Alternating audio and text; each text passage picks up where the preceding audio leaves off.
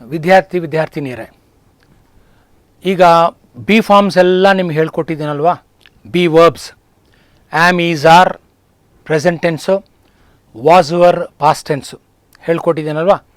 Bean, be, being ಅನ್ನುವ ಕೊನೆ 3 B ಫಾರ್ಮ್ಸ್ನ ನಾನು ನಂತರ ಚರ್ಚೆ ಮಾಡ್ತೀನಿ ಅದ್ರ ಬಗ್ಗೆ. So am, is, are present, was were past tense, ಯಾವ ಸಬ್ಜೆಕ್ಟ್ಗೆ ಯಾವುದು ಮತ್ತು ಕಾಂಪ್ಲೆಕ್ಸ್ ನೌನ್ಸ್ ಅವೆಲ್ಲ ಓದ್ಕೊಳ್ಳಿ. ಈಗ ನಾನು I am taking you to action verbs.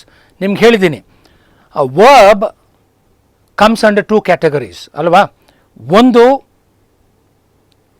Auxiliary verbs ಅಂತೀವಿ, ಇನ್ನೊಂದು ಆ್ಯಕ್ಷನ್ ವರ್ಬ್ಸ್ ಅಂತೀವಿ. ಆಕ್ಸಿಲರಿ ವರ್ಬ್ಸಲ್ಲಿ ಯು ಹ್ಯಾವ್ ಬಿ ವರ್ಬ್ಸ್ ಅಥವಾ be forms and modal verbs. ಈ ಕಡೆ ಆ್ಯಕ್ಷನ್ ವರ್ಬ್ಸ್ ಬೇರೆ ಬರುತ್ತೆ. ಈಗ ನಾನು I will take up action verbs. Be forms ಆಯಿತು, ಆ್ಯಕ್ಷನ್ ವರ್ಬ್ಸ್ ತಗೋತೀನಿ. ನಂತರ I will take you over to modal verbs, MODAL. So today now I will take up action verbs. What is action? ನೀವು film ಶೂಟಿಂಗಲ್ಲಿ ನೋಡಿದಿರಲ್ವಾ, directors ಏನು ಹೇಳ್ತಾರೆ, action ಅಂತಾರೆ. Action ಅಂದರೆ ಏನು, ಕಾರ್ಯಪ್ರವೃತ್ತರಾಗಿ ಅಂತ, ಕೆಲಸ ಮಾಡಿ, ಅಭಿನಯ ಮಾಡೋದು ಆ್ಯಕ್ಷನ್ ತಾನೇ. ಸೊ ಆ್ಯಕ್ಷನ್ ವರ್ಬ್ಸ್ ಅಂದರೆ ಈ ಪದಗಳು ಒಂದು ಕೆಲಸದ ಅರ್ಥವನ್ನು ಹೇಳ್ತಕ್ಕಂಥದ್ದು. ಫಾರ್ ಎಕ್ಸಾಂಪಲ್, ತಿನ್ನುವುದು, ಮಾತನಾಡುವುದು, ಕುಡಿಯುವುದು, ನಡೆಯುವುದು, ಓಡುವುದು, ಹಾಡುವುದು, ಯೋಚಿಸುವುದು, ನೋಡುವುದು, ಕಂಡುಹಿಡಿಯುವುದು, ಹುಡುಕುವುದು, ಹೋರಾಡುವುದು, ಇವೆಲ್ಲ ಕೂಡ ಆ್ಯಕ್ಷನ್ಸನ್ನೇ. ನೋಡಿ ಇಲ್ಲಿ S+V ಬಗ್ಗೆನೇ ಮಾತಾಡ್ತಿದ್ದೀನಿ ನಾನು. S+V ಅಂದ್ರೇನು, assertive sentence. First assertive sentences ಬಗ್ಗೆ ಅಲ್ಲಿ ಹೇಳ್ಕೊತ ಬಂದು ನಂತರ I will take up interrogative sentences, V+S. ಇದನ್ನು ನೀವು ಬಿ ಫಾರ್ಮ್ಸಲ್ಲಿ ಅರ್ಥ ಮಾಡ್ಕೊಂಡಿದ್ದೀರಲ್ವಾ. S+V ಅಂದರೆ ಅಸರ್ಟಿವ್ ಸೆಂಟೆನ್ಸ್ ಆಗುತ್ತೆ, ಅಥವಾ ಡಿಕ್ಲರೇಟಿವ್ ಸೆಂಟೆನ್ಸ್ ಅಂತೀವಿ, ಅಥವಾ ಸ್ಟೇಟ್ಮೆಂಟ್ಸ್ ಅಂತೀವಿ. ಫುಲ್ ಸ್ಟಾಪ್ ಇರುತ್ತೆ ಕೊನೆಯಲ್ಲಿ. ಯಾವ ವಾಕ್ಯವು ಸಬ್ಜೆಕ್ಟು ವರ್ಬಿಂದ ಸ್ಟಾರ್ಟ್ ಆಗುತ್ತೋ ಕೊನೆಯಲ್ಲಿ ಫುಲ್ ಸ್ಟಾಪ್ ಇರಬೇಕು. ನೋಡಿ, what is action? Any work done by the subject. ನೋಡಿ, ಆ ವರ್ಬ್ ಇದೆ ಅಲ್ವಾ, ವರ್ಬ್ ಜಾಗದಲ್ಲಿ ಆ್ಯಕ್ಷನ್ ವರ್ಬ್ ಆಗ್ತೀವಿ ಅಂದರೆ ಸಬ್ಜೆಕ್ಟಿಂದ ಆಗುವ ಆ ಕೆಲಸ ಅಂತ. ಫಾರ್ ಎಕ್ಸಾಂಪಲ್, ನಿಮಗೆ ಕನ್ನಡದ ವಾಕ್ಯ ಹೇಳ್ತೀನಿ, ಅತ್ಯಂತ ಸರಳವಾದ ವಾಕ್ಯ. ರಾಮನು ರಾವಣನನ್ನು ಕೊಂದನು. Simple sentence. ರಾಮನು ಅಂದರೆ ರಾಮ, ರಾವಣನನ್ನು ಅಂದರೆ ರಾವಣ, ಕೊಂದನು ನೋಡಿ ಕೊಲ್ಲುವ ಕೆಲಸ, ಆ್ಯಕ್ಷನ್ ಅದು. ಕೊಲ್ಲುವುದು ಅಂದರೆ ಇಂಗ್ಲೀಷಲ್ಲಿ ಕಿಲ್ ಅಂತಾರೆ, KILL. ಇಲ್ಲಿ ಕೊಲ್ಲುತ್ತಾನೆ ಅಂತಿಲ್ಲ, ಕೊಲ್ಲುತ್ತಿರುತ್ತಾನೆ ಅಂತಿಲ್ಲ, ಕೊಲ್ಲುತ್ತಿದ್ದಾನೆ ಅಂತಿಲ್ಲ, ಕೊಂದಿದ್ದಾನೆ ಅಂತಿಲ್ಲ, ಕೊಂದನು ಅಂತಿದ್ದಾನೆ. ನೋಡಿ, ಟೆನ್ಸ್ ಇಂಪಾರ್ಟೆಂಟ್ ಇಲ್ಲಿ. ಆ ಕೊನೆಯ ಶಬ್ದ ಏನಿದೆಯೋ ಅದು ಕಾಲವನ್ನು ಸೂಚಿಸುತ್ತೆ ಅಲ್ವಾ ಸ್ನೇಹಿತರೆ. ಕೊಲ್ಲುವ ಕ್ರಿಯೆ ಒಂದೇ, ಆದರೆ ಕನ್ನಡದಲ್ಲಿ ಹೇಳ್ತೀವಿ ನಾವು, ಕನ್ನಡದಲ್ಲಿ ಕೊಲ್ಲುತ್ತಿರುತ್ತಾನೆ, ಕೊಲ್ಲುತ್ತಾನೆ, ಕೊಲ್ಲುತ್ತಿದ್ದಾನೆ, ಕೊಂದಿದ್ದಾನೆ, ಕೊಲ್ಲುತ್ತಿದ್ದನು, ಕೊಂದಿದ್ದಾನೆ, ಕೊಂದನು ಅಲ್ವಾ. ಇಂಗ್ಲೀಷಲ್ಲಿ ಇವುಗಳನ್ನು ಅವಲಂಬಿಸಿ ಒಂದೊಂದು ಹೊಸ ಕ್ರಿಯಾಪದಗಳಿರುತ್ತೆ, ರೂಪಗಳಿರುತ್ತೆ. ಅವುಗಳ ಬಗ್ಗೆ ಮಾತಾಡ್ತೀನಿ ನಾನು. ನೋಡಿ, ಆ್ಯಕ್ಷನ್ ಅಂದರೆ ಇಲ್ಲಿ ರಾಮನು ರಾವಣನನ್ನು ಕೊಂದನು. ರಾಮ ಒಂದು ಪಾರ್ಟ್ ಮಾಡಿ, ರಾವಣ ಇನ್ನೊಂದು ಪಾರ್ಟ್ ಮಾಡಿ, ಸ್ಲ್ಯಾಶ್ ಅಥವಾ ಅಬ್ಲಿಕ್ ಹಾಕಿ, ಕೊಂದನು ಇಂಗ್ಲೀಷಲ್ಲಿ ಅಲ್ಲೇ ಓದಬೇಕು ನಾವು. ಕಿಲ್ಡ್, KILLED, ಕಿಲ್ಡ್ ಅನ್ನಬಾರ್ದು ನಾವು, ಕಿಲ್ಡ್ ಅನ್ನಬಾರ್ದು. ED ಇರೋ ಕಡೆ ಎಲ್ಲ ಟ ಶಬ್ದ ಬಳಸ್ಬೇಕು, ಕಿಲ್ಡ್. ನಮ್ಮ ಪ್ರೊಫೆಸರ್ ಗಿರೆಡ್ಡಿ ಗೋವಿಂದರಾಜು ಸರ್ ಅವರು ಗುಲ್ಬರ್ಗದಲ್ಲಿ ಹೇಳ್ತಾ ಇದ್ರು ನಮಗೆ, ಮಾಡರ್ನ್ ಲಿಂಗ್ವಿಸ್ಟಿಕ್ಸ್ ಮತ್ತು ಫೊನೆಟಿಕ್ಸ್ ತೊಗೊಂಡಾಗ. ನಾನು ಹೇಳೋದು 84ರಲ್ಲಿ. ಅವ್ರು ಹೇಳ್ತಿದ್ರು, ಡಾಕ್ಟರ್ ಗಿರೆಡ್ಡಿ ಗೋವಿಂದರಾಜ್ ಅವರು, ಈಗ ಇಲ್ಲ ನಮ್ಮ ಮಧ್ಯೆ ಅವರು, ನಮ್ಮ ಗುರುಗಳು ಹೇಳ್ತಿದ್ರು, ಕೊಂದನು ಅಂದರೆ ಏನು, ಕಿಲ್ಡ್ ಅನ್ನಬಾರ್ದು, ಕಿಲ್ಡ್. ಆಸ್ಕ್ಡ್ ಅಲ್ಲ, ಆಸ್ಟ್. ಟಾಕ್ಡ್ ಅಲ್ಲ, talked. Asked, AST. Talked, TALKT, talked. Killed, KILT, ಉಚ್ಚಾರಣೆ. ಸ್ಪೆಲ್ಲಿಂಗ್ KILLEDನೇ, ಉಚ್ಚರಿಸುವುದು ಕಿಲ್ಟ್. ಆ ಕಿಲ್ಟ್ ಅನ್ನೋದನ್ನು ರಾಮನ ಪಕ್ಕ ಹಾಕಬೇಕು ಇಂಗ್ಲೀಷಲ್ಲಿ. ಸಬ್ಜೆಕ್ಟ್ ಪಕ್ಕ ಅಲ್ವಾ? So Rama killed. ನೋಡಿ, ಕಿಲ್ಡ್ ಅನ್ನುವ ಕೆಲಸ ಆ್ಯಕ್ಷನ್ ವರ್ಬ್ ಯಾರಿಂದ ಆಗ್ತಾ ಇದೆ? ಸಬ್ಜೆಕ್ಟಿಂದ, ರಾಮನಿಂದ. ಅದಕ್ಕೆ ಹೇಳಿದ್ದೀವಿ ನಾವಲ್ಲಿ ಆ್ಯಕ್ಷನ್ ಅಂದರೆ ಏನು? Any work done by the subject. Rama killed Ravana. ರಾಮನು ರಾವಣನನ್ನು ಕೊಂದನು. ಅರ್ಥ ಆಯ್ತಾ ಈಗ? ನೋಡಿ ಈಗ next. Every action verb has 4 forms. ಸಂದರ್ಭಕ್ಕೆ ತಕ್ಕ ಹಾಗೆ, ಕಾಲಕ್ಕೆ ತಕ್ಕ ಹಾಗೆ ಒಂದೊಂದು ಆ್ಯಕ್ಷನ್ ವರ್ಬ್ಗೂ 4 ರೂಪಗಳಿರುತ್ತೆ. ಅರ್ಥವಾಯ್ತಾ ಸ್ನೇಹಿತರೆ? ಆ 4 ರೂಪಗಳನ್ನು ಕೊಟ್ಟಿದ್ದೀನಿ ನೋಡಿ. ಮೊದಲನೇ ರೂಪದಲ್ಲಿ 2 ವರ್ಬ್ಗಳಿರುತ್ತೆ, V1 ಅಥವಾ V1+S. ಏನು ಹಿಂಗಂದರೆ V1 ನೋಡಿ, ಫಾರ್ ಎಕ್ಸಾಂಪಲ್ ಡ್ರಿಂಕ್ V1 ಆದರೆ ಡ್ರಿಂಕ್ಸ್ V1+S.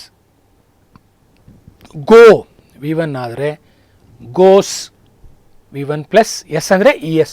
ಎಸ್ ಅಂದರೆ ಏನು ಅರ್ಥ? ಅಲ್ಲಿ ಎಸ್ಸು, ES, IES ಎಲ್ಲ ಬರುತ್ತೆ. ಅವೆಲ್ಲ ಬರ್ಕೊತ ಹೋದರೆ ನಿಮ್ಗೆ ಕನ್ಫ್ಯೂಸ್ ಆಗುತ್ತೆ. ನೀವು ಆ ಸ್ಪೆಲ್ಲಿಂಗ್ಸ್ನ ಆ ಲಿಸ್ಟಲ್ಲಿ ಓದಬೇಕು, ವರ್ಬ್ಸ್ ಲಿಸ್ಟಲ್ಲಿ.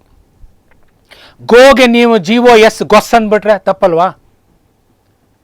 ನಿಮ್ಮ ಕಾಮನ್ ಸೆನ್ಸ್ ಹೇಳುತ್ತೆ GOಗೆ ES ಸೇರಿಸ್ಬೇಕು ಅಂತ. So V1+S. Drink, drinks. Go, goes.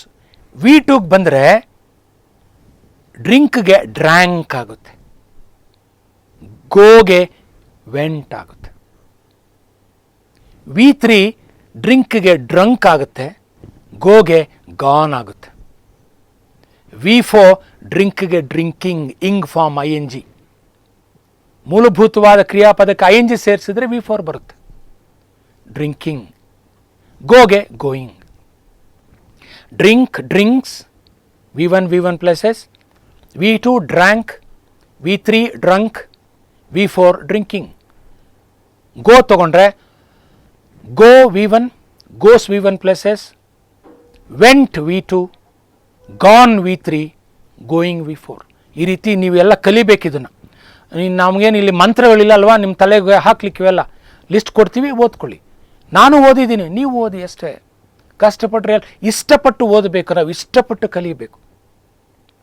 V should love the language, only then we will learn. Love it first, fall in love with the language, then you will learn it. ಅರ್ಥ ಆಯ್ತಾ?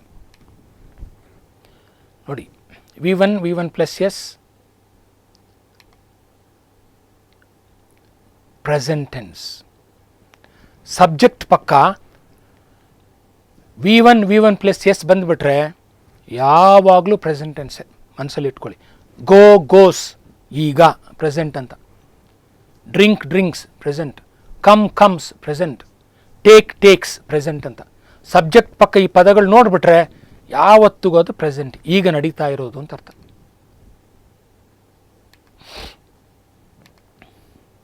ಈಗ agreement ಬಗ್ಗೆ ಹೇಳೋಣ. Subject ವರ್ಬಿನ agreement ಎಲ್ಲಿ? V1 V1+S. ಇಲ್ಲಿ ಆಯ್ಕೆ ಪ್ರಶ್ನೆ ಬಂದಾಗ ಅಗ್ರಿಮೆಂಟ್ ಬರುತ್ತೆ ಸ್ನೇಹಿತರೆ. ಒಂದೇ ವರ್ಬ್ ಇದ್ದರೆ ನಾವು ತಲೆ ಕೆಡಿಸ್ಕೊಳ್ಳೋ ಅವಶ್ಯಕತೆ ಇಲ್ಲ. ನೋಡಿ, ಆ್ಯಮ್, ಈಸ್, ಆರ್ 3 ಒಂದೇ ಮನೆಯಲ್ಲಿ ಬಂದಾಗ ಆ್ಯಮ್ ಯಾವುದಕ್ಕೆ ಬಳಸಬೇಕು, ಈಸ್ ಯಾವುದಕ್ಕೆ, ಆರ್ ಯಾವುದಕ್ಕೆ, ಎಲ್ಲವೂ ಸಬ್ಜೆಕ್ಟ್ ನೋಡಬೇಕು. ಆ್ಯಮ್ ಬಳಸ್ಬೇಕಂತ ಸಬ್ಜೆಕ್ಟ್ ನೋಡಬೇಕು. ಸಬ್ಜೆಕ್ಟ್ ಆಗಿದ್ರೆ ಆ್ಯಮ್, ಸಬ್ಜೆಕ್ಟ್ ಹಿ ಅಥವಾ ಶಿ ಅಥವಾ ಇಟ್ಟಿದ್ರೆ ಈಸು, ಸಬ್ಜೆಕ್ಟು ಯು ಇದ್ದರೆ ಅಥವಾ ಬಹುವಚನ ಇದ್ದರೆ ಆರು. ಆಯ್ಕೆ ಪ್ರಶ್ನೆ ಬಂದುಬಿಡುತ್ತೆ ಯಾವಾಗ ಒಂದಕ್ಕಿಂತಲೂ ಹೆಚ್ಚಿನ ಪದಗಳು ಒಂದು ಮನೆಯಲ್ಲಿ, ಕ್ರಿಯಾಪದಗಳು ಒಂದು ಮನೆಯಲ್ಲಿ ಸಿಕ್ಬಿಟ್ರೆ. ಈಗ ನೋಡಿ, V1 V1+S ಪ್ರೆಸೆಂಟ್ ಟೆನ್ಸಲ್ಲಿ ಆ್ಯಕ್ಷನ್ ವರ್ಬ್ಸಲ್ಲಿ ಈ ಎರಡಿವೆ. ಆಯ್ಕೆ ಪ್ರಶ್ನೆ ಬಂತು. ಇದು ಯಾವಾಗ? ಇದು ಯಾವಾಗ? V1 ಯಾವಾಗ? V1+S ಯಾವಾಗ? ಅಗ್ರಿಮೆಂಟ್. ನೋಡಿ, V1 ಯಾವಾಗ ಬಳಸಬೇಕು ಅಂದರೆ ಸಬ್ಜೆಕ್ಟ್ ಐ ಇದ್ದಾಗ, ಯು ಇದ್ದಾಗ, ಬಹುವಚನ ಇದ್ದಾಗ. ಈಗ ಡ್ರಿಂಕ್ ತೊಗೊಂಡಲ್ವ ನಿಮಗೆ, ಐ ಡ್ರಿಂಕ್ ಅನ್ನಬೇಕು. You drink. ಬಹುವಚನ students drink, teachers drink, my parents drink, people drink, farmers drink. ಬಹುವಚನ. ಸೊ ಐ ಯು ಪ್ಲೂರಲ್ಗಳಿಗೆ V1 ಬಳಸಬೇಕು. I go, you go, students go, people go, farmers go, teachers go. Subject verb ಇದು ಚೆನ್ನಾಗಿ ನೋಡ್ಕೋಬೇಕಿದು. ಈ agreement ಅಂದರೆ ಹೊಂದಾಣಿಕೆ. V1 ಎಂಬ verb ಯಾವ ಕರ್ತೃಪದಗಳಿಗೆ ಹೊಂದ್ಕೊಳ್ಳುತ್ತೆ ಅಂದರೆ ಐಗೆ, ಯುಗೆ ಮತ್ತು ಯಾವುದೇ ಬಹುವಚನಕ್ಕೆ. V1 ಪ್ಲಸ್ ಎಸ್ ಯಾವುದಕ್ಕೆ ಹೊಂದ್ಕೊಳ್ಳುತ್ತೆ ಅಂದರೆ ಸಬ್ಜೆಕ್ಟ್ ಹಿ, ಶಿ, ಇಟ್ ಅಂದರೆ ಏಕವಚನ ಇದ್ದಾಗ. ಹಿ ಬದಲು ರವಿ ಇರ್ಬೋದು, ಶಿ ಬದಲು ಗೀತಾ ಇರ್ಬೋದು, ಇಟ್ ಬದಲು ಒಂದು ಪ್ರಾಣಿ ಇರ್ಬೋದು, ಒಂದು ವಸ್ತು ಇರ್ಬೋದು, ಒಂದು ವಿಷಯ ಇರ್ಬೋದು. ಆವಾಗ V1 ಪ್ಲಸ್ ಎಸ್. ಯಾವಾಗ?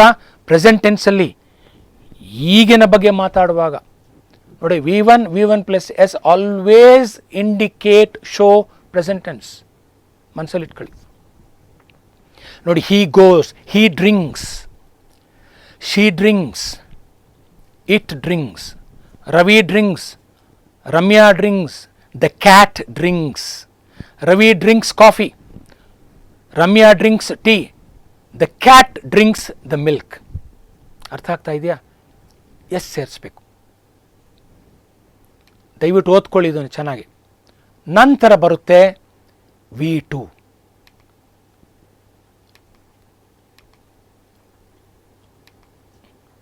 V2 ಬಗ್ಗೆ ಹೇಳಬೇಕಂದ್ರೆ ನೋಡಿ, ಇಲ್ಲಿ V2 ಬಗ್ಗೆ ಹೇಳಬೇಕಂದ್ರೆ ಎಲ್ಲ ಸಬ್ಜೆಕ್ಟ್ಗಳಿಗೂ V2 ಬರಿಬೋದು. ಅದಕ್ಕೆ ನಾನು V2 ಅಂತ ಕೊಟ್ಬಿಟ್ಟೆ ಸುಮ್ಮನೆ. ಇಲ್ಲಿ ಆಯ್ಕೆ ಪ್ರಶ್ನೆ ಬರಲ್ಲ. ಯಾಕೆ? V2 ಇರೋದೇ ಒಂದು. ವೆಂಟ್, ಡ್ರ್ಯಾಂಕ್, ಡ್ರಿಂಕ್ಗೆ ಡ್ರ್ಯಾಂಕ್, ಗೋಗೆ ವೆಂಟ್. ನೋಡಿ, V2 I drank, you drank, people drank, teachers drank, students drank, he drank, she drank, it drank. ಎಲ್ಲದಕ್ಕೂ ಡ್ರ್ಯಾಂಕ್ ಬಳಸ್ಬೋದು V2.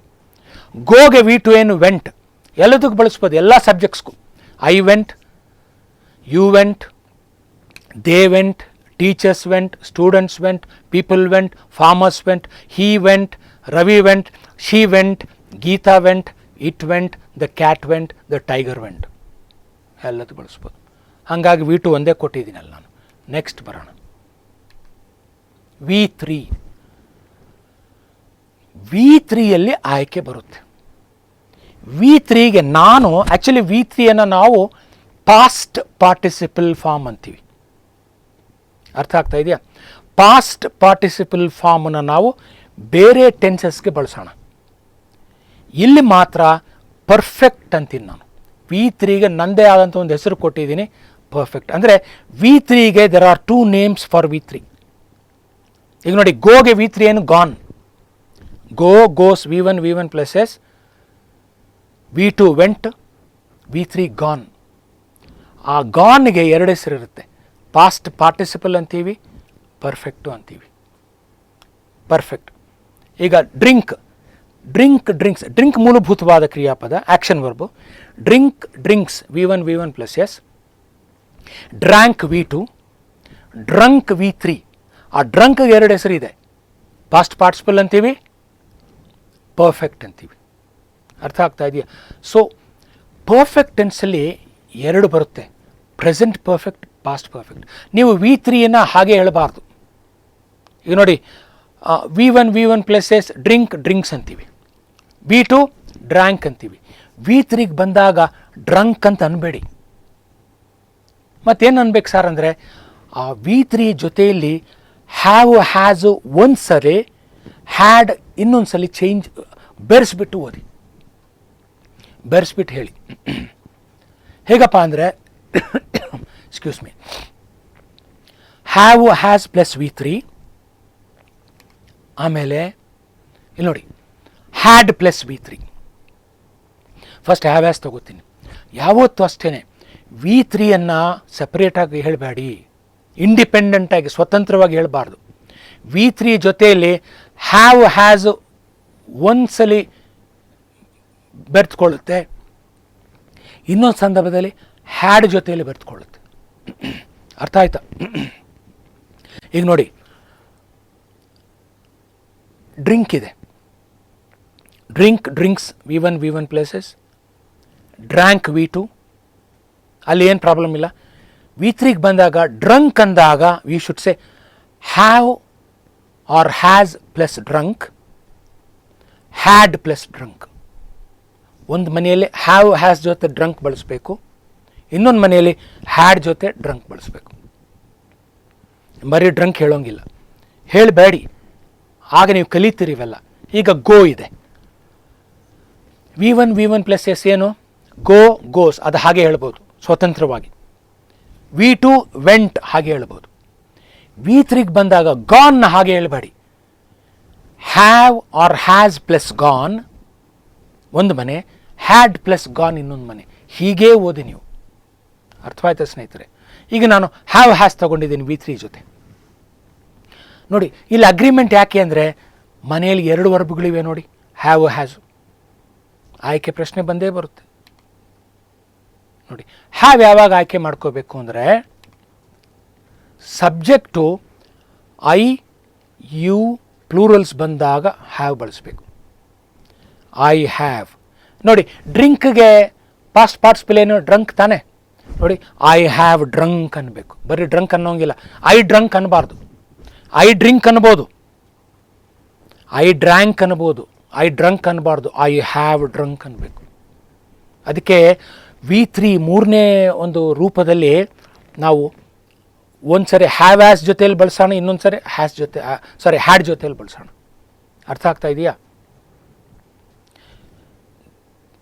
Drunk, have drunk, has drunk ಒಂದು ಮನೆ, ಹ್ಯಾಡ್ ಡ್ರಂಕ್ ಇನ್ನೊಂದು ಮನೆ. ಗಾನ್ ಬಂದಾಗ ಹ್ಯಾವ್ ಗಾನ್, ಹ್ಯಾಸ್ ಗಾನ್ ಒಂದು ಮನೆ, had gone ಇನ್ನೊಂದು ಮನೆ. ಈಗ ಹ್ಯಾವ್ ಆಗಿ ಬಳಸಬೇಕು ಅಂದರೆ ಐಗೆ ಯುಗೆ ಪ್ಲೂರಲ್ಸ್ ಬಹುವಚನಕ್ಕೆ ಹ್ಯಾವು. ಹ್ಯಾಸ್ ಯಾವುದಕ್ಕೆ ಅಂದರೆ ಹಿ ಶಿ ಇಟ್ ಬಂದರೆ ಹ್ಯಾಸ್. ಆಯ್ಕೆ ಪ್ರಶ್ನೆ ಬಂದಾಗ ಇಷ್ಟೇ ನೋಡಿ, ಅಲ್ಲಿ ಪರ್ಮನೆಂಟಾಗಿ ಫಿಕ್ಸ್ ಆಗಿದೆ. ಐ ಯು ಪ್ಲೂರಲ್ಸ್ಗೆ ಹ್ಯಾವ್, ಹಿ ಶಿ ಇಟ್ಗೆ ಹ್ಯಾಸ್. ಈ ಅಗ್ರಿಮೆಂಟ್ ನೀವು ಅರ್ಥ ಮಾಡ್ಕೊಳ್ಳದೆ ಇದ್ದರೆ ನೀವು ಇಂಗ್ಲೀಷ್ ಮಾತಾಡೋಕ್ಕಾಗಲ್ಲ, ಬರೆಯೋಕ್ಕಾಗಲ್ಲ. ನೋಡಿ, ಹ್ಯಾಡ್ ಕೊಟ್ಟಿದ್ದೀನಿ. ಒಂದು ಮನೆಯಲ್ಲಿ ಹ್ಯಾವ್ ಹ್ಯಾಸ್ ಜೊತೆ V3 ಹೇಳಿದ್ನಾ, ಇನ್ನೊಂದು ಮನೆಯಲ್ಲಿ ಹ್ಯಾಡ್ ಜೊತೆ V3. ಹ್ಯಾಡ್ ಒಂದೇ ಇರೋದರಿಂದ ಇಲ್ಲಿ ಅಗ್ರಿಮೆಂಟ್ ಇಲ್ಲ, ಎಲ್ಲದಕ್ಕೆ ಹ್ಯಾಡ್ ಬಳಸ್ಬೋದು. ಐ ಹ್ಯಾಡ್, ಯು ಹ್ಯಾಡ್, ಪ್ಲೂರಲ್ಸ್ಗೆ had, he had, she had, it had. ಅರ್ಥ ಆಯ್ತಾ ಸ್ನೇಹಿತರೆ? ನಂತರ V4 ಬರೋಣ. V1 ಪ್ಲಸ್ ಎಸ್ ಆಯಿತು, ಡ್ರಿಂಕ್ಸು. V2 ಆಯಿತು, ಡ್ರ್ಯಾಂಕ್. V3 ಆಯಿತು, ಡ್ರಂಕ್ ನನಗೆ ಬಳಸೋಂಗೆಲ್ಲ ಹೇಳಿದ್ದೀನಿ. ಹ್ಯಾವ್ ಡ್ರಂಕ್, ಹ್ಯಾಸ್ ಡ್ರಂಕ್ ಒಂದು ಮನೆ, ಹ್ಯಾಡ್ ಡ್ರಂಕ್ ಇನ್ನೊಂದು ಮನೆ. ಈಗ ನೋಡಿ, ಇಲ್ಲಿ V3 ಜೊತೆಯಲ್ಲಿ ಹ್ಯಾವ್ ಹ್ಯಾಸು ಬಂದ್ಬಿಟ್ರೆ ಆ ಕಾಲಕ್ಕೆ ಪ್ರೆಸೆಂಟ್ ಪರ್ಫೆಕ್ಟ್ ಟೆನ್ಸ್ ಅಂತೀವಿ. ಈ ಟೆನ್ಸನ್ನು ಕಲೀರಿ, ಅದನ್ನು ಮರ್ತುಬಿಟ್ಟು ಹೇಳೋದು ನಾನು.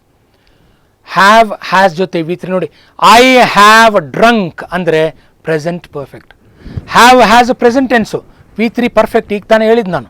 V3ಗೆ ಪಾಸ್ಟ್ ಪಾರ್ಟಿಸಿಪಲ್ ಅನ್ನೋ ಹೆಸರಿದೆ, ಪರ್ಫೆಕ್ಟ್ ಹೆಸರಿದೆ. V3 ಪರ್ಫೆಕ್ಟ್ ಆಗುತ್ತೆ, ಹ್ಯಾವ್ ಹ್ಯಾಸ್ ಪ್ರೆಸೆಂಟ್ ಆಗುತ್ತೆ, ಪ್ರೆಸೆಂಟ್ ಪರ್ಫೆಕ್ಟ್. V3 ಪರ್ಫೆಕ್ಟ್ ಆಗುತ್ತೆ, ಹ್ಯಾಡ್ ಪಾಸ್ಟ್ ಆಗುತ್ತೆ, past perfect. Have or had plus V3 is always present perfect. Had plus V3 is past perfect. ನಂತರ ಬರುತ್ತೆ V4 ING form. ಮತ್ತೆ drink ತಗೋತೀನಿ, drinking. V4 ಏನು? Drinking. ಅದನ್ನು ಸ್ವತಂತ್ರವಾಗಿ ಬಳಸೋಂಗಿಲ್ಲ. ಡ್ರಿಂಕಿಂಗ್ ಜೊತೆಯಲ್ಲಿ ಬಿ ಫಾರ್ಮ್ಸ್ ಬಳಸಬೇಕು.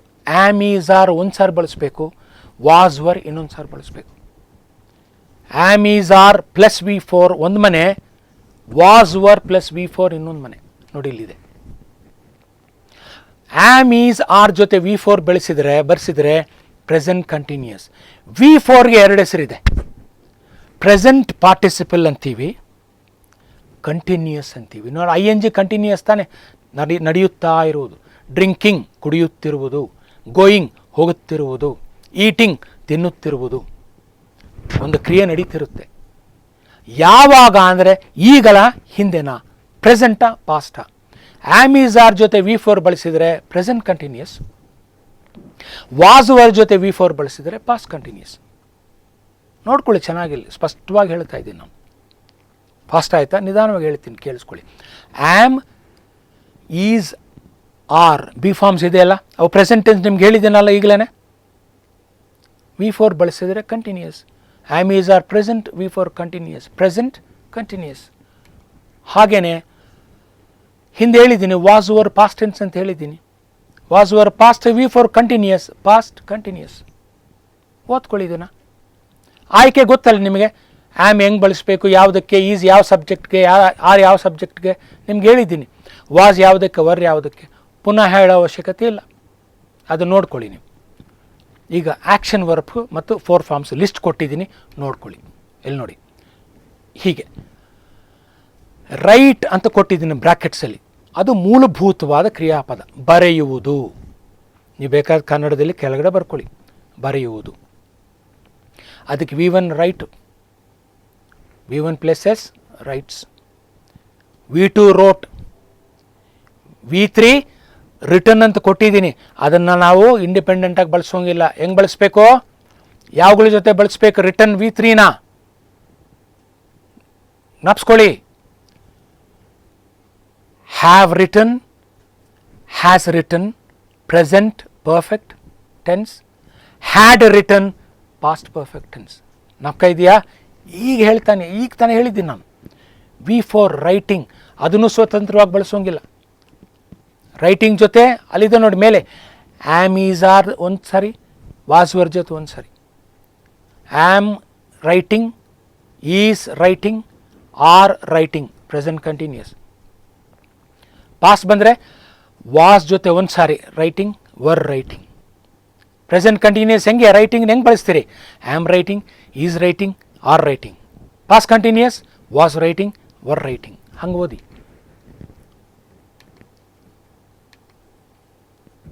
ನೋಡಿ, ನೆಕ್ಸ್ಟ್ ಕೊಡ್ತಾ ಇದ್ದೀನಿ ಇಲ್ಲಿ. V4 ಬ್ಯಾಡ, ತಲೆ ಕೆಡಿಸ್ಕೋಬೇಡಿ. ಕೆಳಗಡೆ ನೋಡಿ, ಪ್ಲೇ ಮೂಲಭೂತವಾದ ಕ್ರಿಯಾಪದ. Play, place. V1 places. Played V2, ಮತ್ತೆ ಪ್ಲೇಡ್ V3, ಹೌದಾ? Playing V4. V3 ಪ್ಲೇಡ್ ಇದೆ ಅಲ್ವಾ? Have played, has played, had played. ಪ್ಲೇಯಿಂಗ್ಗೆ am playing, is playing, are playing, present continuous. Was playing, were playing, past continuous. ಇದು ಬಹಳ ಮುಖ್ಯವಾದಂಥ ಕ್ರಿಯಾಪದ. ಅದನ್ನು ನಾನು ರೆಡ್ ಕಲರಲ್ಲಿ ಕೊಟ್ಟಿದ್ದೀನಿ. ಡೂ, ಮಾಡುವುದು. ಇದು ನಾವು ಇದನ್ನು ನೆಗೆಟಿವ್ ಸೆಂಟೆನ್ಸಸ್ಸಲ್ಲಿ ಭಾಳ ಬಳಸ್ತೀವಿ, ಮನಸ್ಸಲ್ಲಿ ಇಟ್ಕೊಳ್ಳಿ. ಅದಕ್ಕೆ ಅದನ್ನು ನಾನು ಎದ್ದು ಕಾಣುವ ಹಾಗೆ ರೆಡ್ ಲೆಟರ್ಸಲ್ಲಿ ಬರ್ಸಿದ್ದೀನಿ. Do. V1 do, V1 places does. V2 did, ಅದನ್ನೆಲ್ಲ ಹಾಗೆ ಹೇಳ್ಬೋದು. ಡನ್ ಬಂದಾಗ V3 have done, has done, present perfect. Had done, past perfect. ಡೂಯಿಂಗಿಗೆ ಬಂದಾಗ V4 ಅದನ್ನು ಹಂಗೆ ಹೇಳೋಂಗಿಲ್ಲ. Am doing, is doing, are doing, present continuous. ನೋಡ್ಕೊಳ್ಳಿ, ಹಿಂದೆ ಒಂದು ಸಾರಿ ರಿವೈಂಡ್ ಮಾಡಿ ಹೇಳಿದ್ದೀನಲ್ಲಿ. ಆಮೇಲೆ was doing, were doing, past continuous. ಆ ಥರ ಓದ್ಕೋಬೇಕು ನೀವು ಇದನ್ನು. ನೆಕ್ಸ್ಟ್ ನೋಡಿ, speak. V1 speak, V1 places speaks. V2 spoke, ಅದು ಹಾಗೆ ಹೇಳ್ಬೋದು. ಸ್ಪೋಕನ್ V3 ಬಂದಾಗ have spoken, has spoken, present perfect. Had spoken, past perfect. Speaking ಸ್ಕ್ರೀನಲ್ಲಿ ಈ ಕಡೆ ಬಂದಿದೆ. ಸ್ಪೀಕಿಂಗ್ ನೋಡಿ ಅಲ್ಲಿ, V4 ಅದು. ಅದನ್ನು ಸ್ವತಂತ್ರವಾಗಿ ಹೇಳೋಂಗಿಲ್ಲ. Am speaking, is speaking, are speaking, present continuous. ING ಇದು ಕಂಟಿನ್ಯೂಸ್ ಅಲ್ವಾ V4. Am speaking, is speaking, are speaking, present continuous. Was speaking, were speaking, past continuous. ಹಾಗೆ ಇದು. ಸ್ಪೀಕ್ ಅಂದರೆ ಮಾತನಾಡೋದು. ಬ್ರೇಕ್ ಅಂದರೆ ಹೊಡೆದು ಹಾಕುವುದು. Break, breaks. V1 places. Broke V2, ಹಾಗೆ ಬಳಸ್ಬೋದು. ಬ್ರೋಕೆನ್ V3 ಹೆಂಗೆ ಬಳಸಬೇಕು? Have broken, has broken, present perfect. Have has present, broken perfect, present perfect. ಇನ್ನೊಂದು ಮನೆಯಲ್ಲಿ ಹ್ಯಾಡ್ ಬ್ರೋಕನ್, ಪಾಸ್ಟ್ ಪರ್ಫೆಕ್ಟ್. ನಂತರ ಬ್ರೇಕಿಂಗ್, ಈ ಕಡೆ ಇದೆ ನೋಡಿ, ಬ್ರೇಕಿಂಗ್ V4 ಅದು, ಅದನ್ನು ಹಂಗೆ ಬಳಸೋಂಗಿಲ್ಲ. Am breaking continuous, am breaking, is breaking, are breaking, present continuous. ಯಾಕೆ? ಆಮ್ ಈಸ್ ಆರ್ ಪ್ರೆಸೆಂಟ್ ಹೇಳಿದ್ದೀನಲ್ವಾ, ಬಿ ಫಾರ್ಮ್ಸ್ ಹೇಳುವಾಗ ಹೇಳಿದ್ದೀನಿ ನೋಡಿ. Am breaking, is breaking, are breaking, present continuous. Was breaking, were breaking, past continuous. ಹಾಗೆ ಇದು ನೋಡಿ, drink ಕುಡಿಯುವುದು, ಇದರ ಬಗ್ಗೆ ಮಾತಾಡಿದ್ದೀನಿ. Drinks V1 places, drank V2, drunk V3, have has had ಜೊತೆ ಬೆರೆಸಬೇಕು.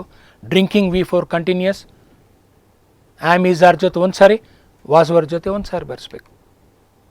ನಂತರ ಬ್ರಿಂಗ್ಗೆ ಎರಡು ಅರ್ಥ ಇದೆ. ತರುವುದು, ಕರೆ ತರುವುದು, ಅಥವಾ ತೆಗೆದುಕೊಂಡು ಬರುವುದು, ಕರೆದುಕೊಂಡು ಬರುವುದು. Bring your books ತಗೊಂಬಾ.